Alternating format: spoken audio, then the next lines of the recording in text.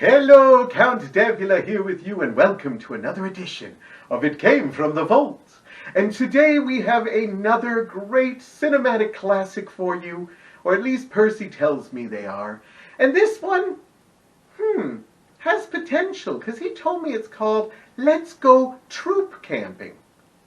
Yeah. And then I thought about it, I go, camping, there's a lot of good scary movies with camping, like Friday the 13th or Sleepaway Camp or Meatballs.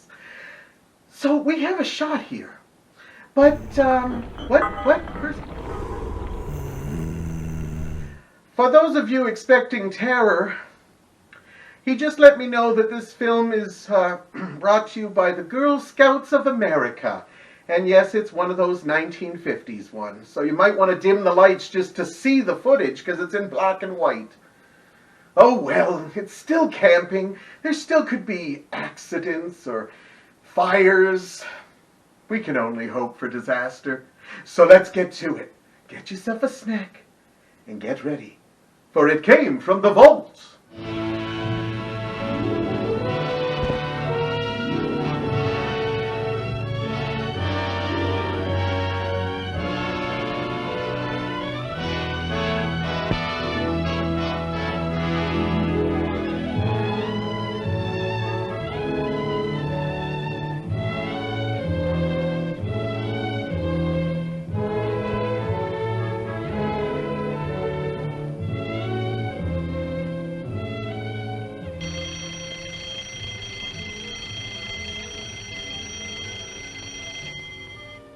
Hey there, Susie. Out of bed, on your toes. This is the big day. The sun is shining, and your Girl Scout troop is going camping for the first time. The fun starts right after school.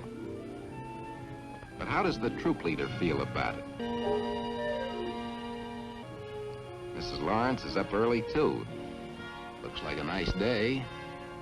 Later on, her husband and son are going off by themselves, going on a long-planned fishing trip.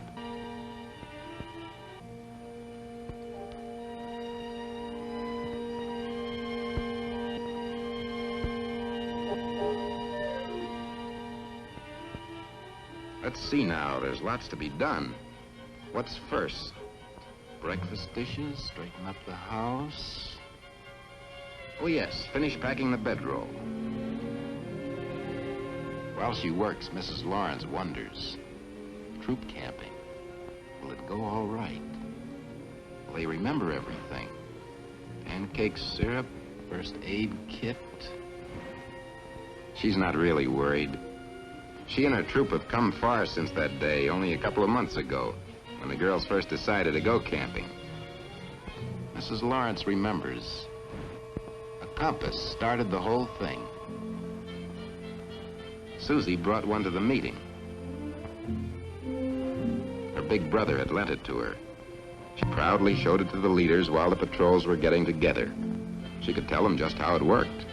She thought it might be fun to make a map with the help of the compass.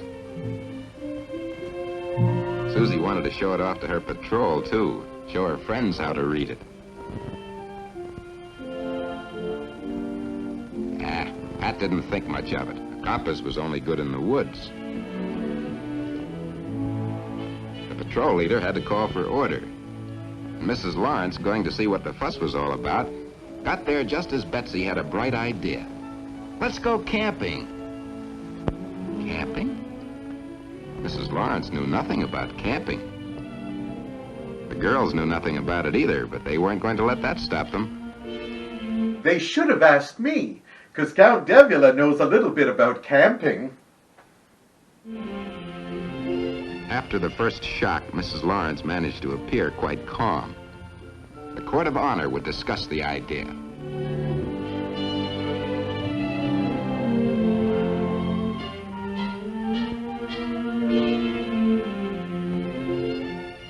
As she and the patrol leaders met, she secretly hoped there was some way out. But there wasn't. Betsy thought she'd invented camping. The others thought it was a wonderful idea, too. The Court of Honor approved the plan in no time at all. Mrs. Lawrence suggested that they needed to learn a few things first. Betsy took notes. They should talk the whole idea over in patrols. Maybe wait a few weeks before going on the trip. Then they can do some real planning.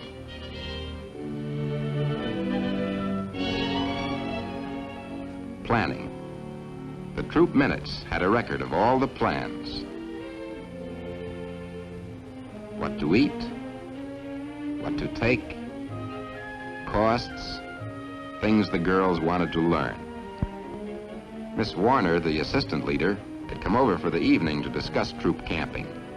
She and Mrs. Lawrence had decided they better do some planning of their own.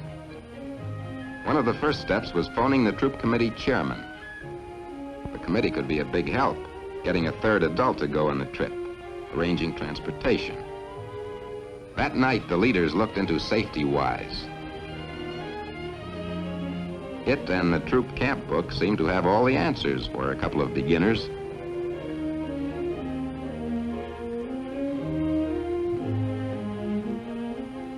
Could the troop committee meet next Wednesday evening? Good, they'll do it. Well, the groundwork was laid. But how about learning some of those skills? Know anything about outdoor cooking? Making bedrolls? Using knives? Knives. There's an easy one to start on. Housewives use them every day. So always be good to your wife. And that being said, your mom too. 'Cause if not... No? These two don't seem to know a thing about jackknives. Want to try it? No, you do it.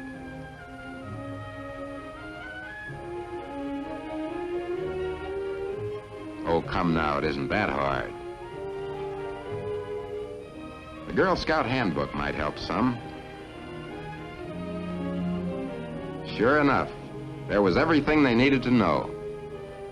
How to open and close knives, how to care for them, how to use them. The girls were going to learn too, and at the very next meeting. It's that expert Mrs. Lawrence teaching the troop the first steps of using a knife. Why, really, there was nothing to it.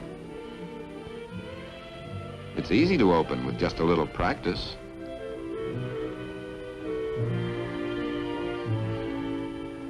Girls who had their own knives shared them with their friends. Everyone learned quickly together. Mrs. Lawrence showed how to sharpen a knife, too. She had been surprised to learn that a dull knife is more dangerous to use than a sharp one. Well, how do you use a knife? The handbook had been a big help there, and the leaders had practiced a lot at home before showing the girls how to whittle. Leave plenty of room, and always cut away from yourself. It takes plenty of practice to do it right. Most of the girls caught on pretty well, but Ethel held her stick so that the knife might have cut her knee. Miss Warner showed her the safe way to do it. Stop interfering! Let there be blood!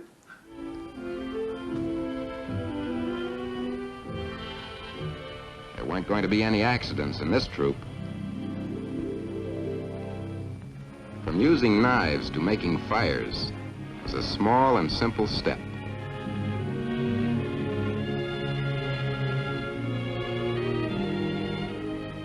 Miss Warner had already taught the patrol leaders how to build a fire. Now they were going to teach their patrols. All of them working pretty much on their own that day, though the leaders were near to help out if needed. Jean had made a fuzz stick. She was new in the troop, and it was nice to have her take an active part in the patrol. How does it go? You start with an A. Nancy tells them what to do.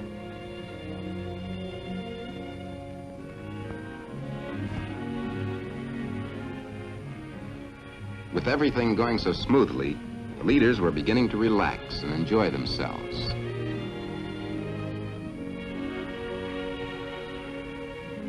The patrol leaders were enjoying themselves, too. They liked the role of teacher.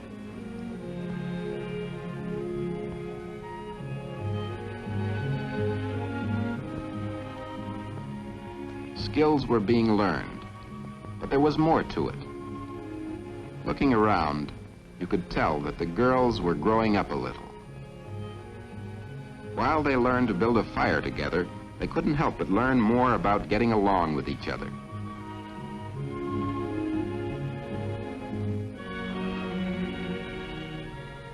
They seemed to like being on their own. They weren't leaning so heavily on the leaders. They were becoming independent.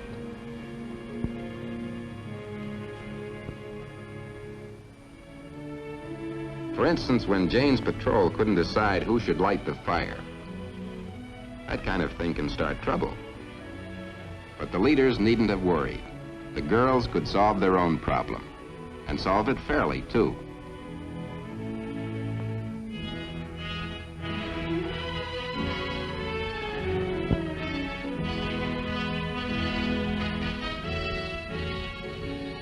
Sharing, taking turns, even being a winner takes practice. And the girls were learning.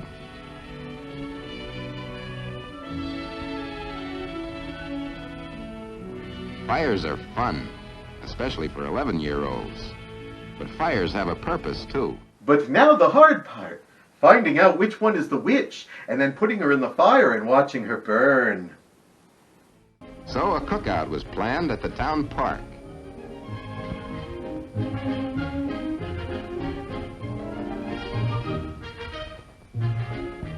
No stay-at-homes that day, not when they were making taffy apples. The cricket patrol brought the sticks for the apples, long green ones that weren't soft in the middle. The scouts could whittle points on their own sticks.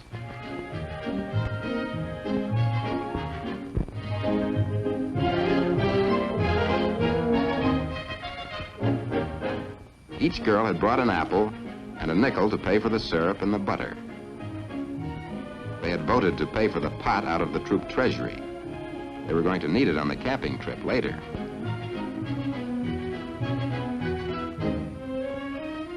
Okay, Cookie. The syrup is done at last. Come and get it!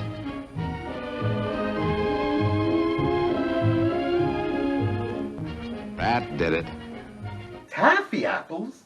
Taffy apples? This is the Girl Scouts. I want Girl Scout cookies. I'm thinking about it now. I need a snack. We're at the intermission. So far, we don't have much going on, but you know what? I'm still holding out hope. You know why? Because I am an optimistic at heart. I know it's weird for somebody in the horror genre to be optimistic. But we have a bunch of hormonally charged preteens walking around with knives. So something still could happen. So don't touch that dial, because there still could be some fiascos coming up. It's time to return to our movie. It came from the vault. Things like this were really fun.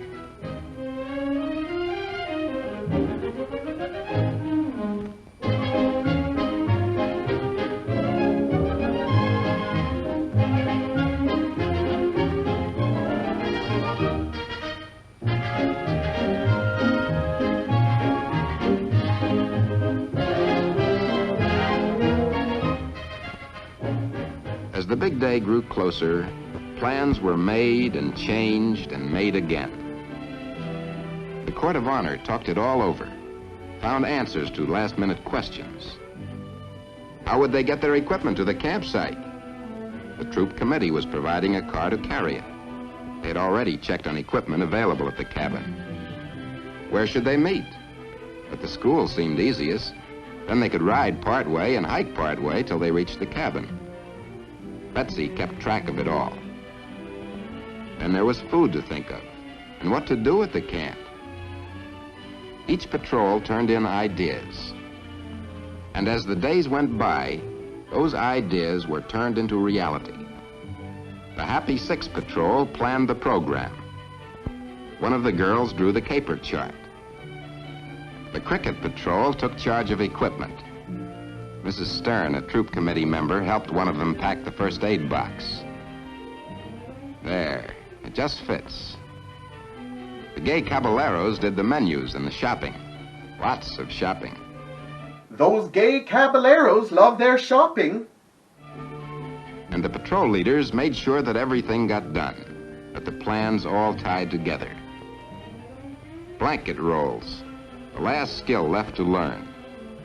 The patrol leaders were going to teach their patrols all about it at the next meeting. Following Campcraft ABCs, they found it wasn't hard at all.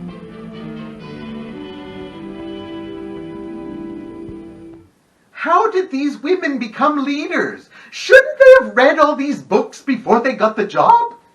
Then suddenly it was the last meeting. They collected the consent form signed by their parents and had already discussed what to pack in their bedrolls and agreed on a bedtime hour. There wasn't much left to do now, but practice making blanket rolls. The leaders checked the consent forms while the patrol leaders took charge of things, teaching their patrols, practicing leadership themselves.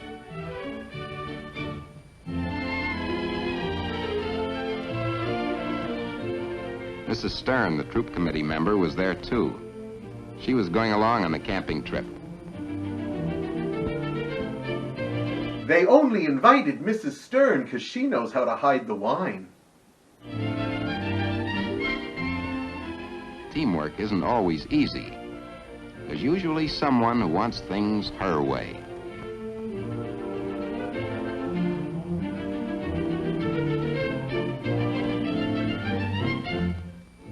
But the girls had learned much about pulling together. The going was easier for the gay caballeros. As usual, Nancy, a born teacher, had everything in control. Her patrol seemed to learn easily. They were all learning. Some quickly, some more slowly. And all, like the Happy Sixes, having fun.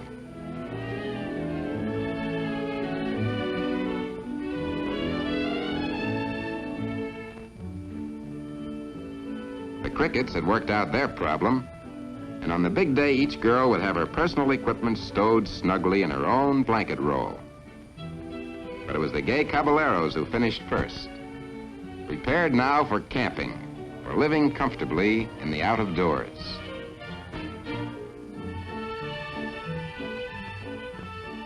The leaders watched while the last knot was tied. Well, that's how it was. Planning, reading, practicing skills. That's why Mrs. Lawrence isn't worried. That's why she's looking forward to going camping.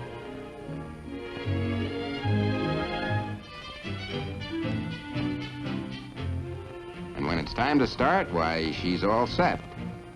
And so are the girls.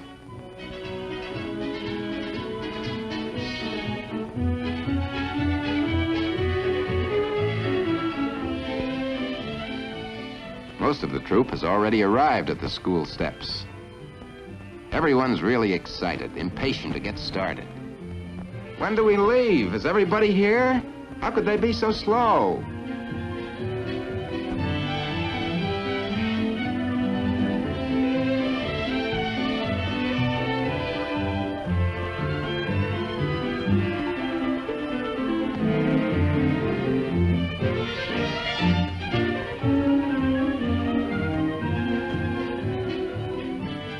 Here comes Susie and Babs on the double.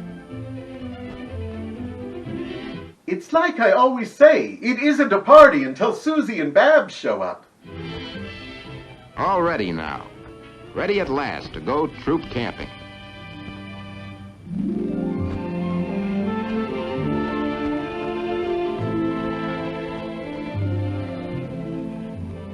There it is. All they'd looked forward to. Cabin and woods and adventure and fun.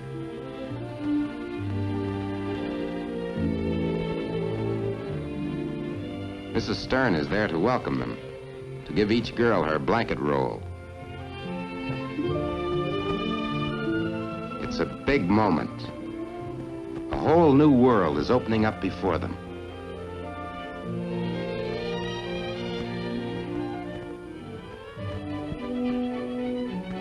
And it is just as wonderful as they had hoped. Getting water from their own pump, cooking supper over an open fire, and eating out of doors, applying the things they had learned. Even a rainy evening doesn't dampen the fun.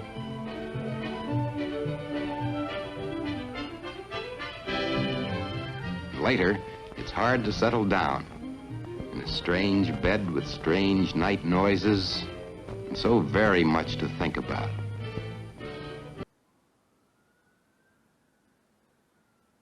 Breakfast with flapjacks. Uh-oh, they're eating them with sugar. Looks as if Ann did forget the syrup. And now they've gone out to make a map, to explore the countryside around them.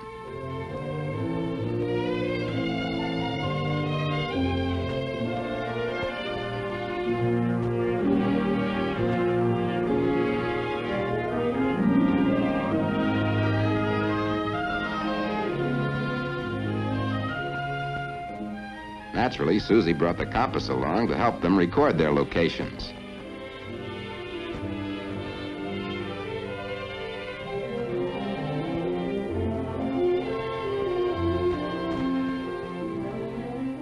Everything they had seen goes on the map. And after it's drawn, Jane and Kathy put it up to help other Girl Scouts find the things they had found. Important things like a bird's nest, a stream, a foxhole. The 9 circles of hell. And charted behind it all was the excitement of discovery and the warmth of companionship.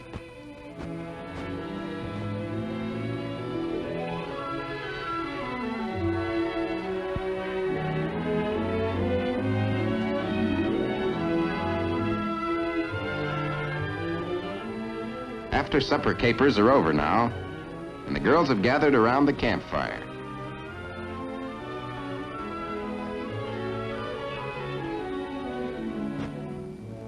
Yes, it's all gone well. You have learned a lot in the past few months. You know now that it's fun to help a troop go camping. But there's help along the way. There are books, people, and the eagerness of the Scouts themselves. There's the background of your own experience. You know about planning and camping skills. But you know that it's the girls who have meant most to the 3 of you. Leaders and girls, each helping the other to grow. The looks on the faces of the girls tell their own story. A story of the satisfaction and fun of learning, playing, and just being together.